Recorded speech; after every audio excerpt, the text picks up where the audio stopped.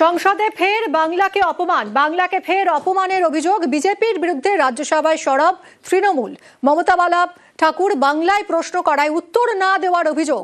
সংখ্যালঘু বিষয়ক প্রতিমন্ত্রী জর্জ কুরিয়ানের বিরুদ্ধে অভিযোগ। সরকারের কি পরিকল্পনা স্যার এসআইআর?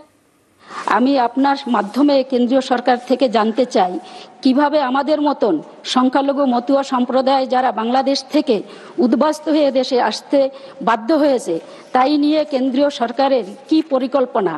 স্যার এসআইআর এর নামে অনুপ্রবেশকারী বলে এদেশ থেকে হিন্দুদের বের করে দেওয়া, এটা আমরা জানতে চাই।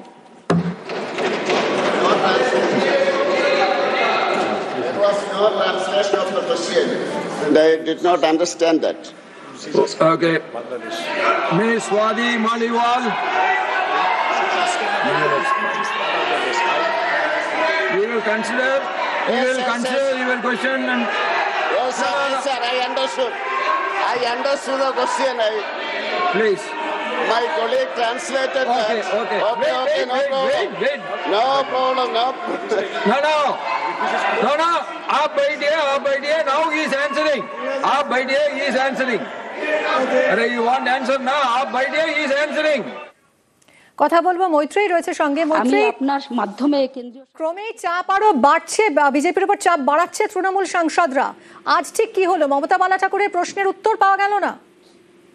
দেখো, একেবারেই মমতা বালা ঠাকুর তিনি এবং তৃণমূল কংগ্রেসের তরফ থেকে মূলত আমরা দেখতে পাচ্ছি যে একেবারে সংসদের বাইরে এবং ভিতরে বাংলার একাধিক ইস্যু নিয়ে তারা সুর চড়াচ্ছেন। এবং আজকে যেখানে আফগানিস্তান এবং পাকিস্তান থেকে আসা যারা শিখ এবং হিন্দুরা রয়েছেন তাদের পুনর্বাসন নিয়ে কথা হচ্ছিল, সেখানে মমতা বালা ঠাকুর তিনি প্রশ্ন তুললেন যে বাংলাদেশ থেকে আসা মতুয়া হিন্দুরা তাদেরকে কেন এসআইআর করে বের করে দেওয়ার চক্রান্ত করা হচ্ছে, ফলে তাদের ক্ষেত্রে কি ব্যবস্থা নেওয়া হচ্ছে সেই প্রশ্ন তিনি তুলেছিলেন। এবং সেই প্রশ্নের জবাব কিন্তু দিতে পারেননি। এবং সেখানেই তৃণমূলের অভিযোগ যে বাংলা ভাষায় দিতে মমতা বালা ঠাকুর প্রশ্ন করবেন সেটা আগে থেকেই বলা ছিল, কিন্তু তারপরেও বাংলায় প্রশ্ন বুঝতে পারেননি বলে দাবি করেন মন্ত্রী। এবং জবাব কার্যত যেভাবে যে জবাব দিয়েছেন সেটা কার্যত এড়িয়ে যাওয়া বলেই অভিযোগ করছেন তৃণমূল কংগ্রেস। ফলে তৃণমূলের যে বক্তব্য যে এক তো বাংলা ভাষা নিয়ে বঞ্চনার যে অভিযোগ তারা করছে, যে বাংলা ভাষাকে কিভাবে দেখে কেন্দ্রীয় সরকার, যেখানে আগে থেকে জানিয়ে দেওয়ার পরেও যে বাংলায় প্রশ্ন আসবে কেন অনুবাদক রাখা হলো না, এবং অনুবাদক থাকার যদি থাকেও তাহলে কেন সেই প্রশ্নের জবাব ঠিক করে দিলেন না, এই প্রশ্ন তারা যেরকম তুলছেন এবং একই সঙ্গে এসআইআর ইস্যু কিন্তু তারা তুলছেন। সঙ্গে থাকো মৈত্রী। খুবই দুর্ভাগ্যজনক, কোয়েশ্চেন আনসার যখন চলছে রাজ্যসভায় তখন মমতা বালা ঠাকুর প্রশ্ন করেছিলেন, কিন্তু তার উত্তরে খট্টারজি যিনি সংশ্লিষ্ট মন্ত্রী তিনি বলেছেন যে তারা বাংলা বোঝেন না, যদিও আমাদের চিফ হুইপ নোটিশ দিয়েছিলেন যে আমরা প্রশ্ন বাংলায় করব এবং তার যেন ইন্টারপ্রেটার থাকে এবং ট্রান্সলেটর কিন্তু ছিল, কিন্তু উনি বললেন যে আমরা বাংলা বুঝি না এবং কোনো ইন্টারপ্রিটেশন নেই, তাই আমরা জবাবও দিতে পারবো না।